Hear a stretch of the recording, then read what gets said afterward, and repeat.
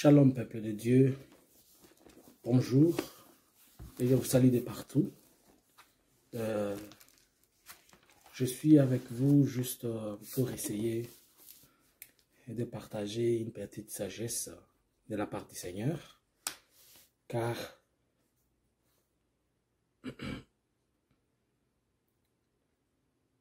la Bible déclare que le peuple de Dieu périt parce qu'il lui manque la connaissance. Et je vais un peu lire un verset et puis je vais te parler un peu. Je suis dans le livre de Lévitique, chapitre 1er, à son verset 1er. La Bible dit: l'Éternel appela Moïse de la tente d'assignation et lui parla et dit. L'Éternel appela Moïse de la tente d'assignation et lui parla et dit. Ce verset nous parle de quelque chose. Il nous dit que l'Éternel avait appelé Moïse. Et quand l'Éternel appelait Moïse, c'était pour que Moïse échange avec Dieu. Ce n'était pas pour que Moïse se taise, mais c'était pour que Moïse ait le temps de parler et de répondre à l'Éternel. Puisque c'est Dieu qui l'a appelé. Or, Dieu a appelé Moïse dans la tente d'assignation. Qui a appelé d'abord Moïse? Dieu. Il appelle qui? Moïse. Et il appelle pour l'amener où? Dans la tente d'assignation. La tente d'assignation qui était le symbole du lieu où l'Éternel résidait et le lieu où se trouvait la gloire de Dieu. Alors, lorsque chaque fois Dieu appelle un homme,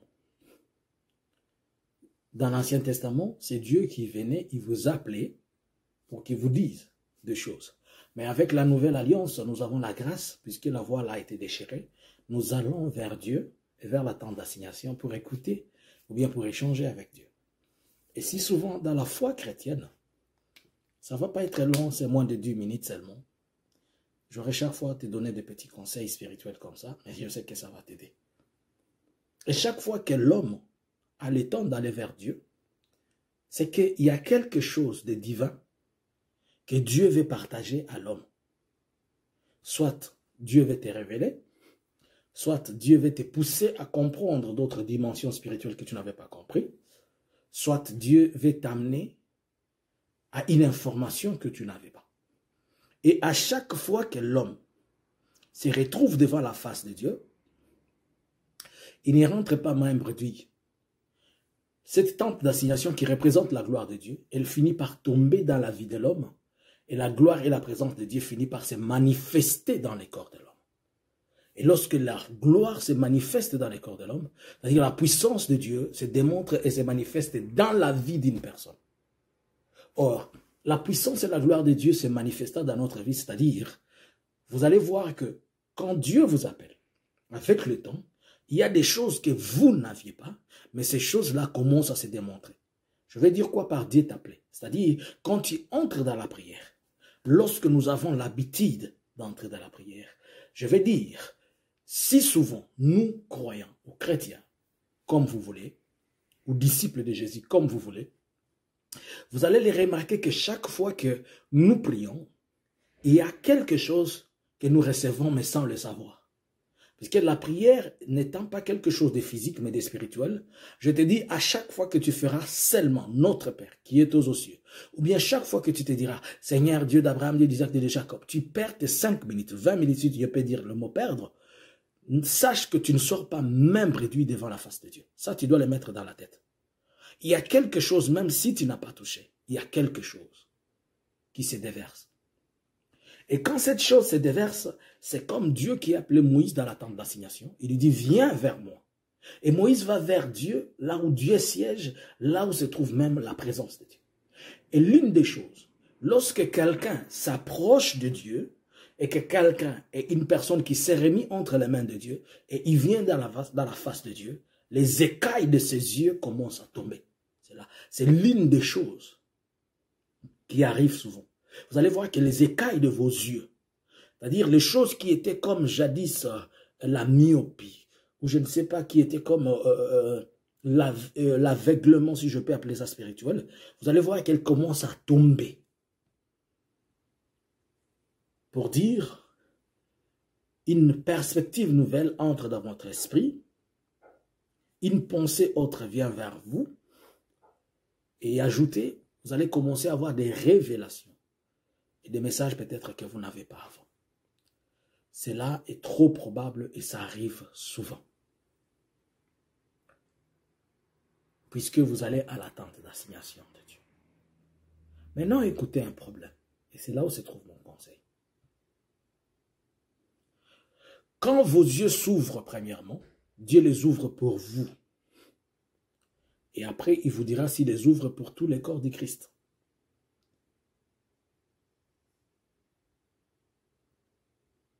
Car Jésus disant, je suis le chemin, c'est-à-dire vos yeux s'ouvrent pour voir le chemin.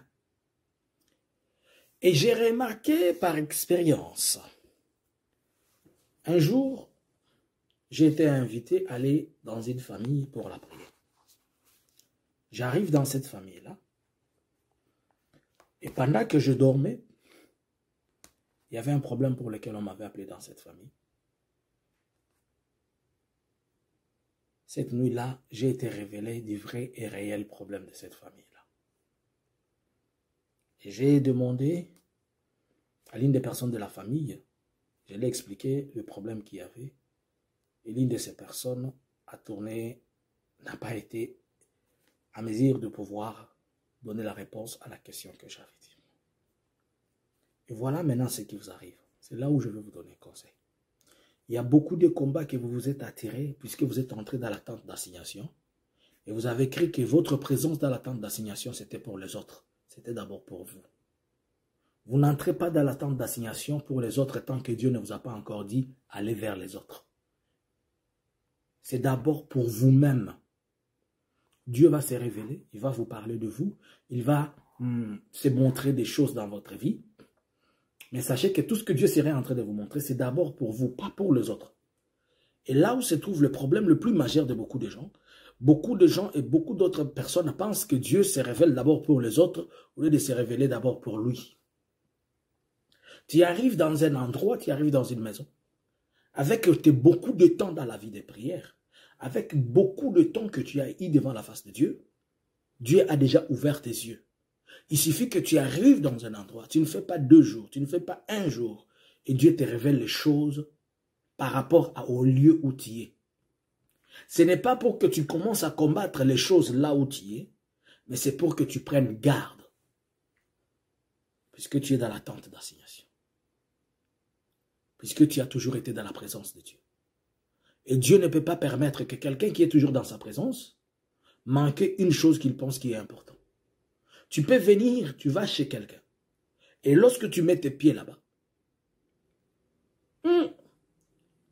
la nuit tu vois le messier là, il coupe sa femme à morceaux chaque fois. Et quand tu te réveilles, tu dis les hommes sont méchants. Toi directement chez sa femme. Madame, tu sais, l'Éternel est bon, l'Éternel est grand. Aujourd'hui, il m'a révélé du comportement de ton mari. Il m'a révélé de tes enfants. Il m'a révélé de ta femme. Ne t'attire pas des combats inutiles qui ne sont pas prévus pour toi. Il y a des choses spirituelles dans lesquelles si tu n'interfères pas, ils n'interfèrent pas aussi à toi. De la même manière que tu les avais vus, passe à côté. Si tu as été invité à cela, c'est bon. Et avant de t'intégrer dans tout conflit, on pose d'abord là, on demande d'abord. Évitez d'entrer dans des conflits qui ne sont pas les vôtres, des conflits spirituels qui ne sont pas des vôtres, au risque de faire de ces conflits vos combats éternels. Puisque cet homme-là, ou ces esprits-là, ils peuvent être si mauvaises que vous êtes en train de les dépouiller et les sortir d'un endroit, ils ne seront pas contents, ils vont se retourner vers vous.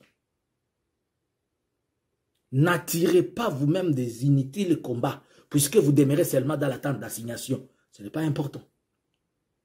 Tant qu'on ne vous a pas invité à cela, regardez cela. J'ai toujours répété, j'ai toujours dit à tout le monde, les prophètes ne disent pas tout ce qu'ils connaissent. Et vous, vous êtes un petit prophète de vous-même et de votre vie. Alors dites les choses qui sont importantes. Ceux qui ne sont pas importantes, gardez-les. Dieu peut te révéler de ton voisin, de l'autre. Garde ça pour toi. Si ce combat n'est pas à toi, si tu n'as rien à voir avec ce combat, ne commence pas à combattre pour des choses pour lesquelles tu ne sauras pas t'en sortir. Ce n'est pas intéressant spirituellement. D'abord, ce que tu as toi-même, tu l'as même pas encore fini. Tu vas t'en ajouter pour commencer à combattre des choses qui vont t'amener très loin, auxquelles tu n'apporteras pas solution. Bien-aimé dans le Seigneur. Dieu nous appelle à demeurer dans sa présence, mais il ne nous appelle pas à demeurer dans sa présence pour détruire la présence, pour détruire les autres.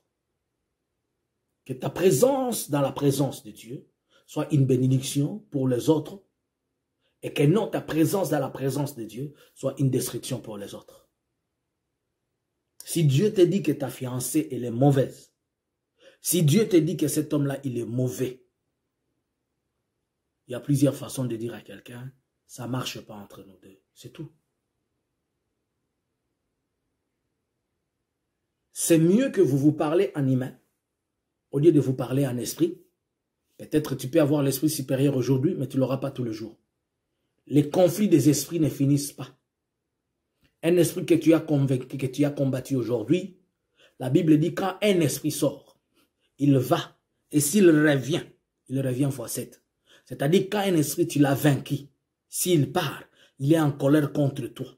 Il doit chercher de toute façon comment y revenir avec du renfort. Fois 7. Alors si tu es fort aujourd'hui, tu ne le seras pas peut-être demain. Au lieu de commencer un problème qui ne te permettra pas de le finir spirituellement, fais seulement profil bas. Calme-toi. Laisse que cela parte. Et après un jour, le Dieu qui permet, il va se révéler. J'en profite pour dire aussi quelque chose. Il y a beaucoup de gens qui m'ont dit, homme de Dieu, tu es en train de donner des messages, mais tu ne nous dis pas les noms de ces pasteurs ou de ses frères dans les Seigneurs. Je vais vous dire une chose. Et j'aimerais que vous m'aidiez à bien comprendre ce que je vais vous dire. Savez-vous que citer le nom d'un politicien ne détruit pas les âmes des gens? Savez-vous que parler d'un militaire, d'un qui que ce soit, Christ a donné un adage, que si quelqu'un perdait un seul brebis et s'il en a 100, il laisse les 99 pour aller chercher un seul brebis égaré d'Israël. Pour ton information, quelqu'un qui fait un sacrifice de sang physique, le sang de cette personne-là, il peut rester en train de crier pendant et il peut rester là pour le sacrifice même pendant une année. C'est pourquoi tu vois, on demande toujours à ces gens-là de renouveler les arcs, le pacte de sang. C'est-à-dire, le sang d'une personne est suffisamment fort et puissant, puisqu'il y a l'âme. Donc, l'âme d'une personne devant Jésus-Christ, elle coûte énormément cher. Jésus est parti pour la croix pour une seule personne. Alors, imaginez-vous que je vous dise que Dieu m'a révélé que le prophète Jean-Luc est du diable. Et Dieu m'a révélé d'abord qu'il est ceci et cela. Il y a 2 ou 3 personnes qui, quand ils écoutent le prophète Jean-Luc en train de prêcher ou bien prier, ils disent « Ah Seigneur, merci pour cet homme de Dieu-là. » Maintenant, imagine-toi les pasteurs Marcelo, combien le suivent. Moïse Ndiaye, combien le suivent. Et il y a pas mal de Sud-Africains, les Lukaou, les Bouchiri, les Ouboué, tous ces mondes-là. Au Nigeria, il y en a plein. Aux États-Unis, un peu partout. Imagine-toi que ces gens, derrière eux, il y a 100 000, 200 000, il y a 50 000 âmes. Et tu aimerais que moi, je me tienne debout, que je te dise, ce messieurs-là, il est satanique. Où est-ce que je vais amener ces 50? Parmi ces 50 000 âmes, il y a peut-être 10 000 qui vont se sentir fatigués spirituellement. Et dans la culture des chrétiens, Vous savez détruire les choses, mais vous ne savez pas aller vers les choses pour les récupérer. Vous dites que c'est l'œuvre de l'esprit, c'est l'esprit qui va les récupérer. Mais quand votre bouche s'est ouverte pour parler, ce n'était pas l'esprit, c'était vous. C'est comme ça que vous avez l'habitude de dire, vous remettez quelqu'un entre les mains du diable, mais pour aller le récupérer dans les mains du diable, vous ne le faites pas. Alors si le cœur de quelqu'un se brise et il sort dans la volonté de Dieu, puisque seulement, moi qui lui parlais, je lui ai dit que X, Y est méchant. Bien aimé dans le Seigneur. Va-t-il m'aider vraiment à aller récupérer cette âme? Est-ce que tu es capable de m'aider à aller récupérer cette âme? Nous avons quand même tous le Saint-Esprit. Si j'étais déjà dit, l'homme, il est comme ça, il est comme ça. Je vais vous donner un exemple. La fois passée, je vous avais décrit, je vous ai dit, il y a un prophète en République démocratique du Congo. C'est l'année passée, je pense. Ou cette année. Il aura un problème de cancer des colonnes vertébrales. Il est jeune. Il est entre 40 et 50 ans. Je vous avais dit qu'il était du Sud Kivu. J'avais précisé ça. Et je vous avais dit que dans leur tribu, on se salit Bilé, Bilé Nose. Ça veut dire quelle tribu? C'est les tribus des Babembe. Je vous l'avais dit. Quand je vous ai déjà donné tous ces détails-là, voulez-vous seulement encore que je cite les noms? Est-ce que vous ne pouvez pas discerner dans l'écart d'âge des gens qui ont 40 et 50 ans? Et je vous ai bien précisé un ministère prophétique. Vous ne pouvez pas retrouver les prophètes de ces gens. Et à plus forte raison, quand vous allez attendre que quelqu'un a été malade, il a eu un problème comme ça, vous ne pouvez pas comprendre que c'est lui. Récemment, j'ai appris qu'il y a un prophète qui est parti en Afrique du Sud pour se faire opérer la colonne vertébrale. Vérifiez à Kinshasa qui est parti en Afrique du Sud pour se faire opérer la colonne vertébrale. Je demandais de le parler combien de fois.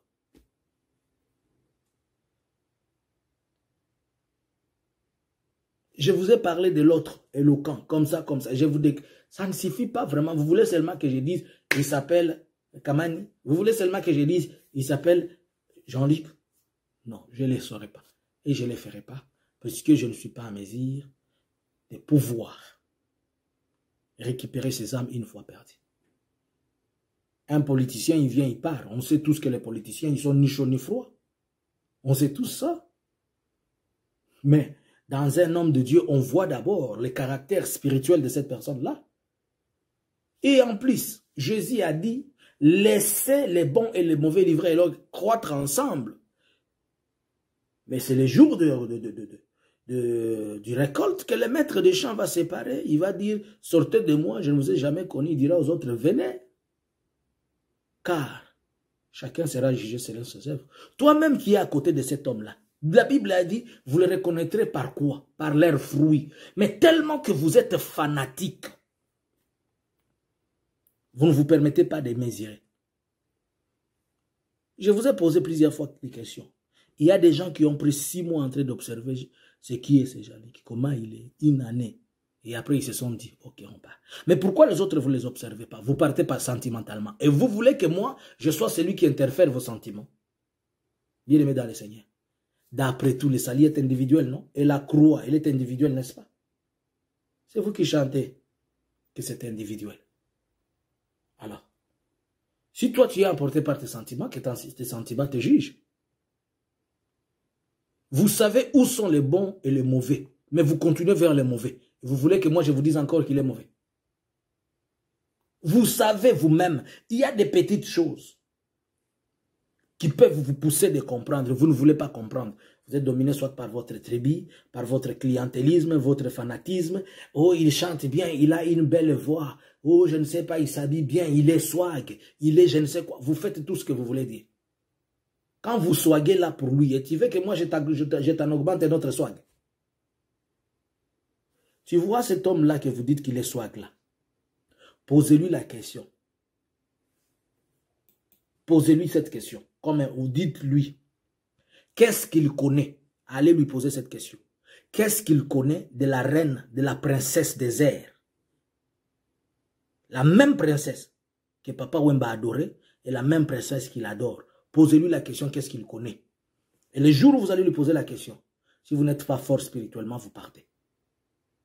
C'est votre homme là, votre prophète là. Il le fait.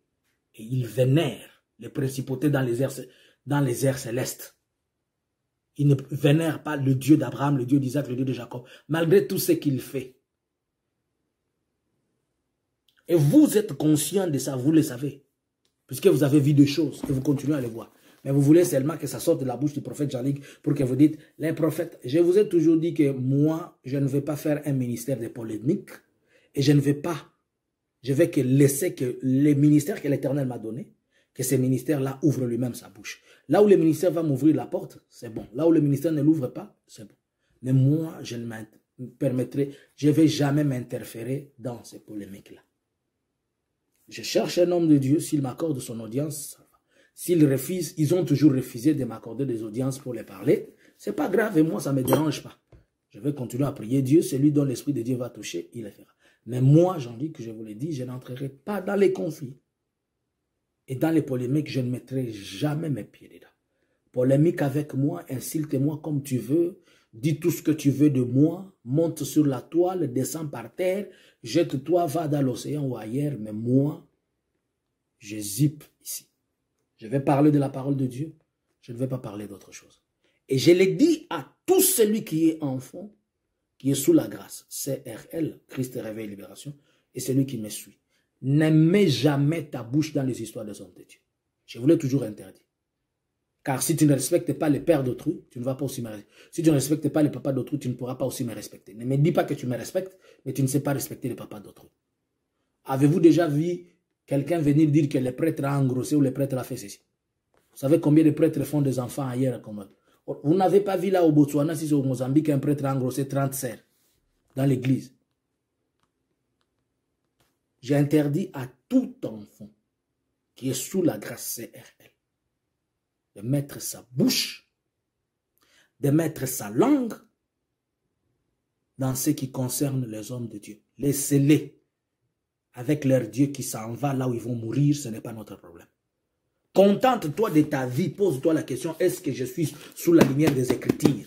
Au lieu de chercher à fouiller la vie des autres, contente-toi, cherche d'abord ici. Nous avons des problèmes à résoudre, moi et toi. Nous devons prier, nous devons chercher la face de Dieu, nous devons. Laissez-les faire les polémiques. D'après tout, le Seigneur nous a dit, c'est par leurs actes qu'on va les découvrir. Vous-même, vous le savez, vous savez qui aime l'argent, vous savez qui aime ceci, qui aime les belles voitures, qui aime ceci, qui aime la luxure qui n'est pas de Dieu. Vous le savez. Mais vous voulez seulement que ça sorte de la bouche de quelqu'un pour le confirmer. Vos yeux là, vous n'êtes pas des Bartimée. Vous avez l'Esprit de Dieu qui plane sur vous. Vous voulez toujours créer des tirs croisés entre les hommes de Dieu. Non, non, non, non. Non. Je ne veux pas. Et je l'ai dit à tout enfant de Dieu qui peut m'écouter. Observe ceci. Même si le papa de l'autre est soulard, quand tu le vois en cours de route, tu dis quoi? Bonjour papa. Et quand tu vois le papa de l'autre soulard, il est en train de tomber, tu cours vite vers son fils pour lui dire, viens vite couvrir ton père, il est tombé. N'est-ce pas c'est ce que vous faites? Mais spirituellement, pourquoi vous avez du mal à le faire?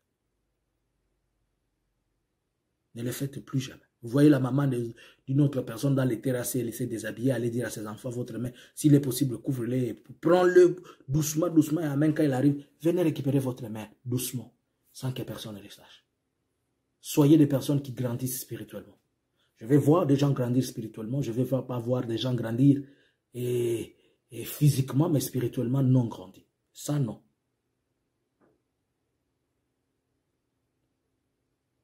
Amen. J'en profite par cette même vidéo et informer aux gens que la fois passée, nous avons organisé une prière qu'on a appelée prière prophétique pour la RDC. C'était le 17 juillet. Et bientôt, nous allons avoir une autre édition. Si tu aimerais participer dans cette prière avec nous, puisque nous allons la faire, je vais donner les détails bientôt. Prière me contacter. Prière me contacter, on va programmer, on va planifier. C'était juste des petits conseils spirituels que je serai chaque fois en train de vous donner pour vous permettre de grandir. Que le Dieu d'Abraham, le Dieu d'Isaac, le Dieu de Jacob vous bénisse. Si tu veux critiquer, voici, je te donne l'outil de critique. Nous avons beaucoup de choses ici, hein, vous le savez ici. Récemment, quand j'ai dit aux gens que Dieu était les premiers modélistes, stylistes, les fashion design, les gens ont ouvert les yeux. Nous avons des choses à faire ici, on va trouver tout. Nous avons compris ici avec toi et moi, non? Que Dieu est le premier concepteur de tablettes. Il est le premier businessman, de trademan. Tout ce que les gens font aujourd'hui, ils se sont inspirés par Dieu. Le premier architecte qui a appris à Adam comment construire une maison. Alors tu as beaucoup de choses à chercher dans la Bible au lieu de te contenter de commencer à critiquer. D'ailleurs, celui-là, il aime les femmes, il aime les... Qui n'aime pas les femmes? Oh, il aime les hommes. Quelle femme qui n'aime pas les hommes? Si Dieu t'a fait grâce que tu as ton homme aujourd'hui, mais avant d'avoir ton homme, tu aimais aussi un autre homme, non? Oh, il aime les femmes. Qui n'a pas aimé une femme? Même toi qui dis que Nzamba apimela yo bomwana. Apimela yo bomwana, mais yo ko récupérer na kimukolo. Problème est ça. Tout le monde est comme ça. Hein? Chacun a ses faiblesses et ses défauts. Il a perdu ceci, d'après tout. Tout le monde n'est pas sorti du ventre de sa mère comme était ça. Jésus lui-même, c'était un menuisier. Est-ce que vous avez l'okuta un menuisier? Tu sais comment le menuisier mentit? Il te dit, viens aujourd'hui, le meuble sera là, tu reviens après demain. Je n'ai pas dit que Jésus était menteur. Ne faites pas, ne changez pas ce que je vous ai dit. Je vous ai dit seulement les comportements humains que tout humain peut avoir. Amen. Hein? Que Dieu vous bénisse, mes bien-aimés. Je vous aime tellement beaucoup, vous le savez. Hein? I love you so much. Je vous aime tellement beaucoup. Et que Dieu vous bénisse. Ne manquez toujours pas aux enseignements de mardi et de samedi à partir de 19h ou 20h. Shalom, shalom. Que Dieu vous bénisse. C'était moi, votre ami, votre frère, votre connaissance. Pour ceux qui ne me connaissent pas, je m'appelle Jean-Luc Kamani. C'est mon nom. Ciao.